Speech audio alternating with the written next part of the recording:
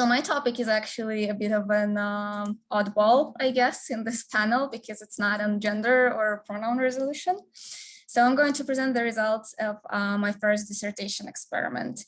So actually the topic of this study came from lots and lots of anecdotal evidence from many foreigners over the years who repeatedly pointed it out that quite often, for some reason, their ironies in non-native language would be missed.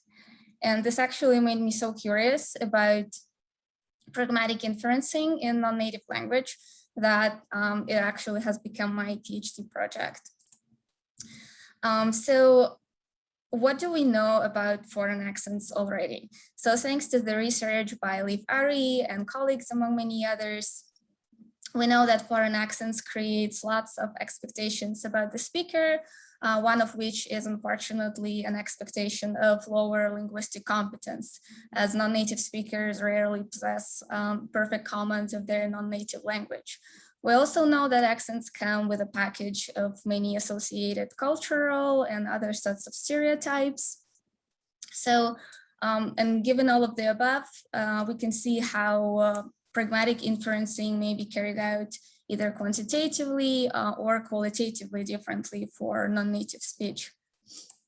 So in particular, let's say that a listener hears an utterance that is counterfactual to the preceding context. So how will the listener resolve this discrepancy? Well, given the expectation of lower linguistic competence, they may decide that a wrong lexical item was chosen. Or maybe they can also hypothesize that a non-native speaker didn't completely understand what had happened. And why is this all relevant? Because most ironies are actually counterfactual to the preceding context. And in fact, the bigger this discrepancy is between the context and the ironic statement, the easier it is to perceive irony as such. So say your friend completely burned your meal and you comment something along the lines of, "Oh, you're such a great chef."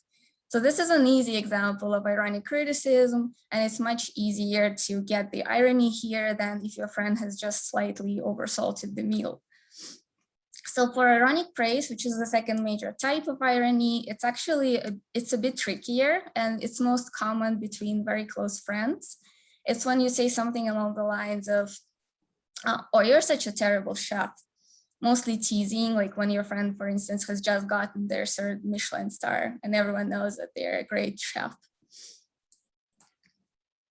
So as far as previous research goes, there have been only 2 studies so far by the same group of researchers who used native and English accented Spanish.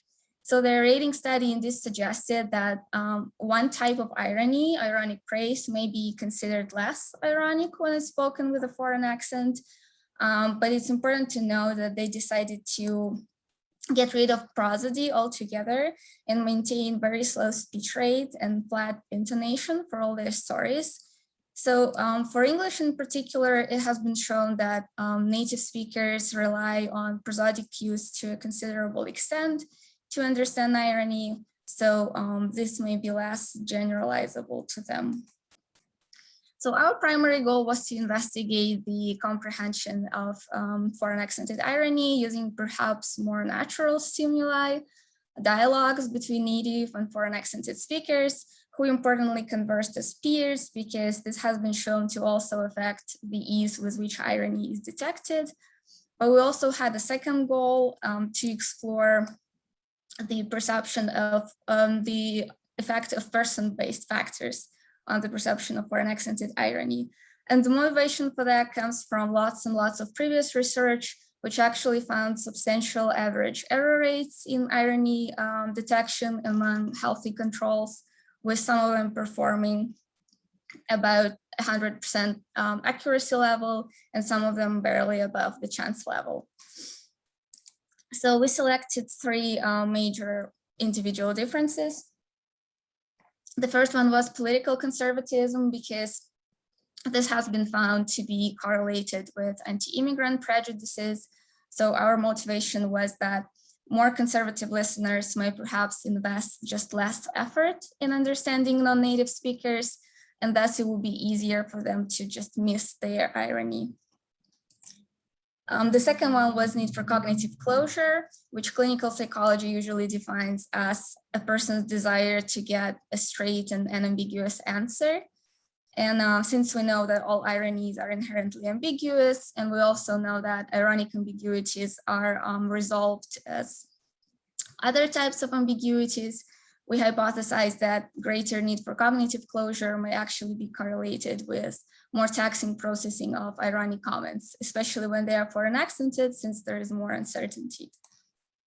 And the last one was empathy. So brain lesion studies have actually already suggested that patients impaired in empathy circuitries are also impaired in verbal irony comprehension. So we wanted to check whether these results extend to healthy population.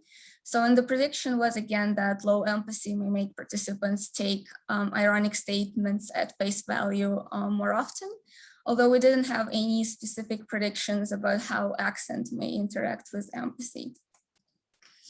So we had 3 experimental conditions, each with 2 levels: irony, type, and accent. So this was a cross design. So the same target utterance following a positive or a negative context would be either literal or ironic. And the praise and criticism versions were created by changing the valence of the word. So each dialogue was recorded twice, with native and foreign accented speakers swapping roles. The order in which they started reading the dialogues was counterbalanced to avoid one speaker constantly parroting the other person. And for ironic utterances, the speakers were instructed to use the same intonation they would normally use in daily life to convey irony.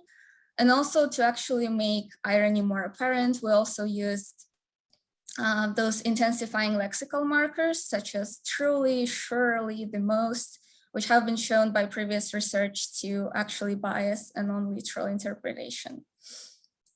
So I hope audio works because I want to show you the stimuli. So we had 4 speakers in total, all were students at the University of Alberta, and foreign accented speakers have lived for several years in Canada by the time of the recording. Native speakers were all Canadian. So here is an example of native ironic criticism. When are you planning to turn in your part of the group project? Everyone has already sent theirs. Give me a break, will you? I'm binge watching Dark on Netflix. It will be done when it's done. You are truly the keenest student among us. And this would be the same dialogue when the speakers swapped roles. When are you planning to turn in your part of the group project? Everyone has already sent theirs. Give me a break, will you? I'm binge watching Dark on Netflix. It'll be done when it's done. You are truly the keenest student among us. So each native speaker paired with both non-native speakers for control purposes. So each pair read like a quarter of the stimuli, and all dialogues were recorded as actual dialogues. So the speakers sat in the adjacent sound booth. So to reduce the possibility of some of the effects being attributable to acoustic differences between conditions, we did a coarse-grained phonetic analysis with mixed models for duration, pitch, and speech rate. We're currently doing analysis as well, but unfortunately the results are not here just yet. So consistent with previous research, all ironic comments were longer than literal comments, including all foreign accented comments. And foreign accented comments in general were longer than native, which was also expected. So due to COVID, the experiment had to be moved completely online. So the participants had to listen to the dialogues and then rate their final comment on 4 scales, whether they find it appropriate, ironic, offensive, and how certain they are about their own interpretation. So the participants were also asked to go with their initial gut feeling when assigning a rating. And for data analysis, we opted for generalized additive modeling for ordinal data because not only our data was ordinal, but it was also heavily clustered near the ends of the scale when utterances were rated for irony. But this unfortunately meant that we had to create a grouping predictor of condition with 8 levels because currently GANs do not allow to put more than 1 factorial predictor in the model to examine their interaction. So The reference level to estimate the intercept was ironic criticism native, but this is actually only relevant for reading the plots that I'm going to show later, because we varied the intercept to test for the effect of accent for every level of irony and type. So this is the result. As I said, the intercept here is native ironic criticism. So you can see that, consistent with our prediction, all ironic comments were actually rated lower for irony when they were foreign accented. And this was true for both ironic criticism and ironic praise. So interestingly, for literal comments, accent did not matter at all. Political ideology actually significantly interacted with irony comprehension, but not in the direction that we predicted. So instead of affecting foreign accented irony, it in fact affected irony comprehension along the board. So the overarching trend here was that on average, more conservative listeners had lower irony detection accuracy than less conservative ones.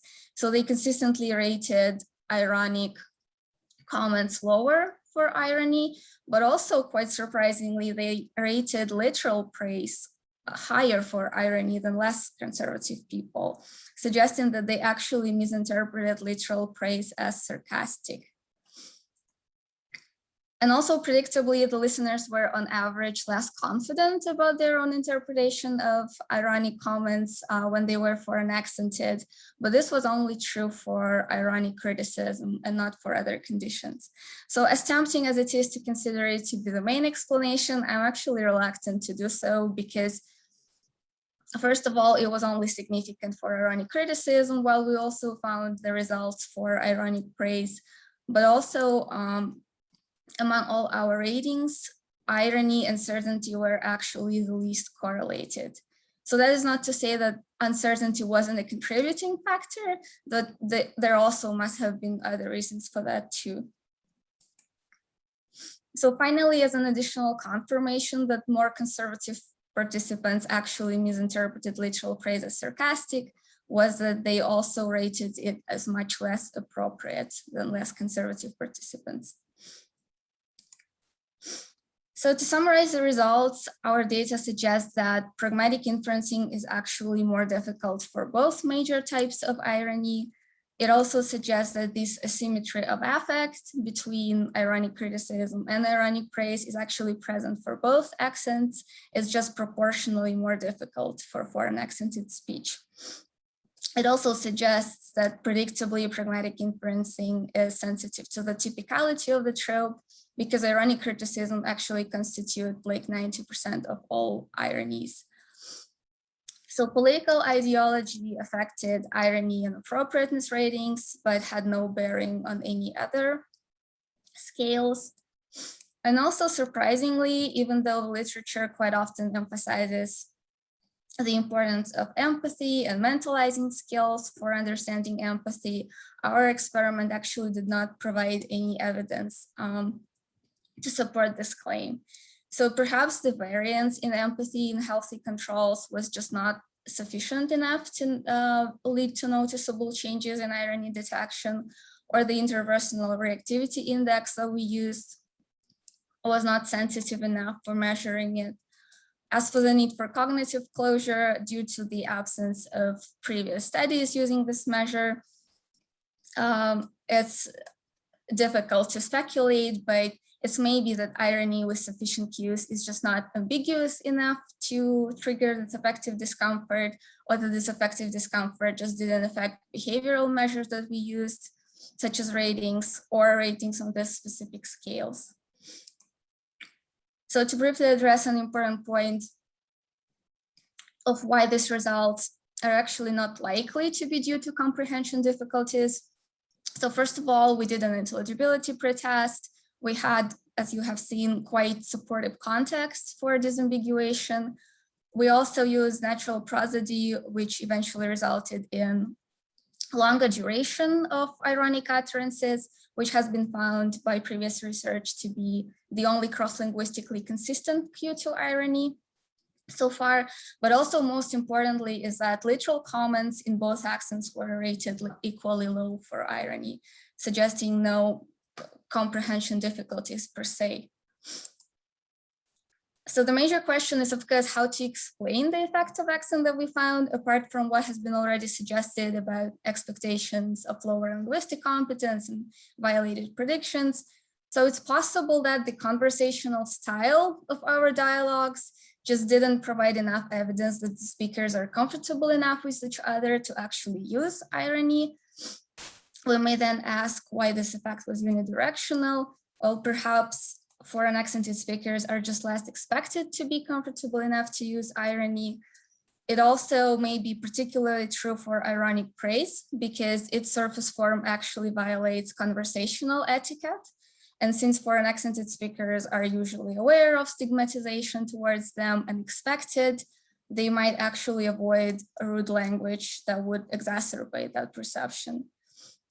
So second, it's possible that the stereotypical perception of a particular nation and how frequently that nation uses irony may have affected the results, although we did not ask participants specifically to provide an estimation about the Chinese people, nor did I find any research on the topic. So this remains an open question. And lastly, even though accent did not interact with irony on any level of acoustic analysis that we did, it still remains possible that this interaction was present on some other level of phonological analysis, like intonation. So this is a very huge and vibrant area of research with lots of conflicting studies. Most of them agree, though, that healthy adults are capable of identifying irony based on semantics alone, but this may be different for foreign speakers. So as I mentioned already, we're now conducting a very big, fine-grained analysis, so the explanation for the results may slightly change in the end. And as some final thoughts, I also wanted to share some potential explanations for the effect of political conservatism that we found. So in particular on misinterpretation of literal compliments as sarcastic. So in our experiment,